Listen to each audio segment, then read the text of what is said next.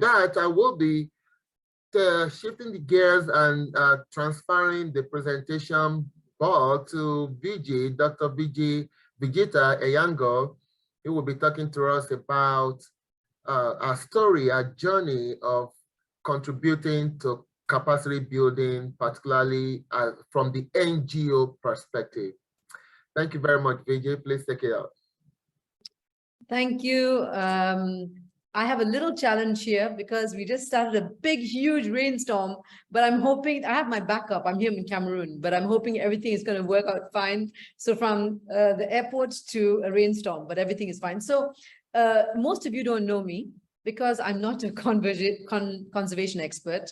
It's integrated into my portfolio, but I'm now in the NGO world, but I'm actually going to do, this presentation is really going to go at two things. Something that Edwin already talked about is where can we ensure that next steps are owned by Africans?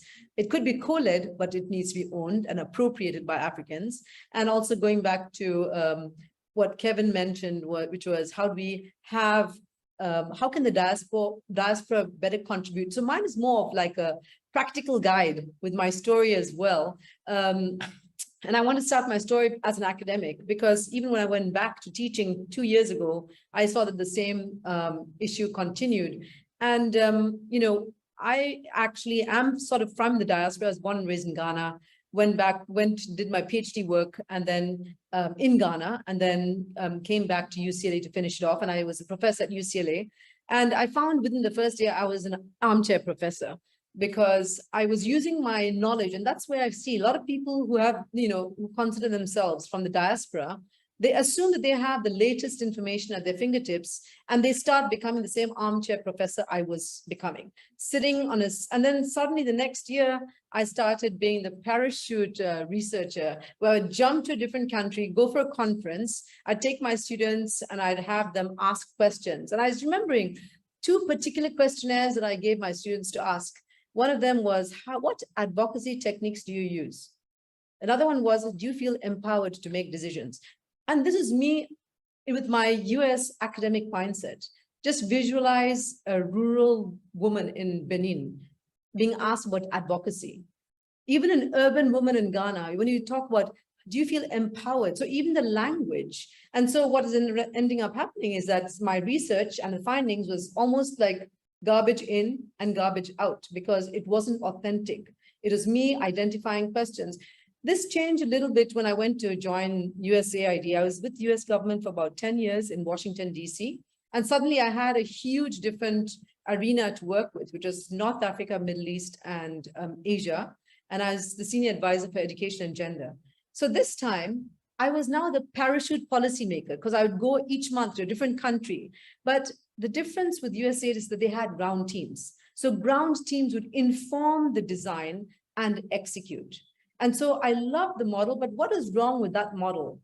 I found it much easier to work and engage and travel with US-based consultants when I was doing these evaluations. So I found it very difficult to procure consultants from the field to impact design evaluation. And I found that is always much easier. And I had to take the easier way, the easier route. When I left USAID to take a field posting with the United Nations for 5 years, I found the same phenomenon continued. Even though I was based in Cameroon, had my field team, every single time we needed expert recommendations, whether it's refugees or conservation for water in schools, we'd bring in experts from New York or Dakar, where our regional bureau was. So I kept on seeing the same phenomenon, even though I was in country, in the region. And the worst was when we had Boko Haram, or when we had the floods, or when we had the refugee crisis from the Central African Republic. There were a lot of emergency response experts hovering in Europe and the US, just ready to jump on a plane to give advice at a moment's notice, when we had such amazing expertise on the ground and in the region. So I'm now going to go from my story to COVID. I was in the region. I had the luxury of being in the region and going to at least 7 or 8 different African countries for the 6 months prior to COVID, from Liberia to Ethiopia to Kenya. And I was in Cameroon, back in Cameroon, when we started seeing the COVID hit. And I went back to my safe haven, which is California. And I saw everyone leaving. And suddenly, when I came back to Cameroon in August, all the consultants, all the internationals had left. And now, if you had to kind of design a project, you had to do it with local stakeholders. And from April to, I'm going now to where I am right now with my own work and what I started. I had seen that there's a significant issue of out-of-school youth, disenfranchised, unemployed youth. And I had created an idea, iterated with Future Farmers of America and 4-H. And this is where my formula of great to create ideas outside Africa, with Africans, with experts in the US, with global experts. And I brought some of those ideas, and the idea was that how do you create an entrepreneurial opportunity that's linking agriculture to jobs and employment for marginalized youth, looking at issues of climate change, food security, and the opportunity of agriculture, especially given that agriculture is so stigmatized. And in August, so I came back to Cameroon and I started engaging local stakeholders.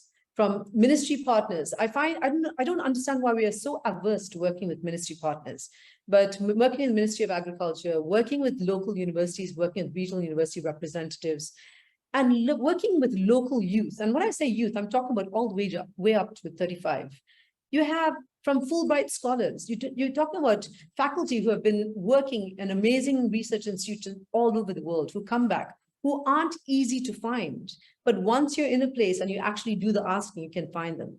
And so I had to redefine my entire model. And I found that everything I got from the US was sort of had dissolved, and I had to build it up from the ground with the partners and launch this project, where I end up launching in the prison of Kansamba with about from 20 youth to about 50.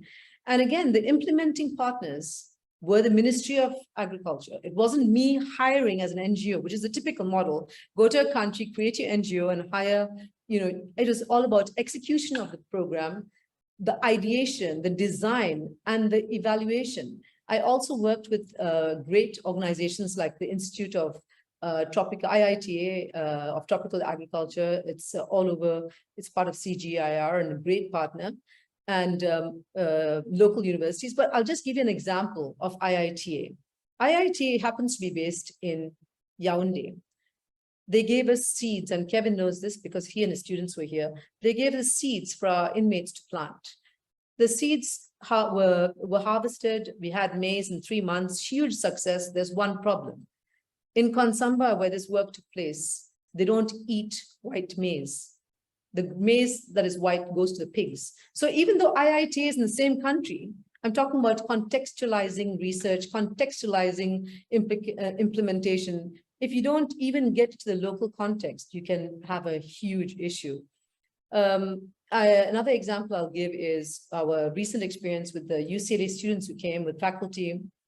Some of the recommendations were great in terms of conservation techniques, biological controls as alternatives to chemical pesticides.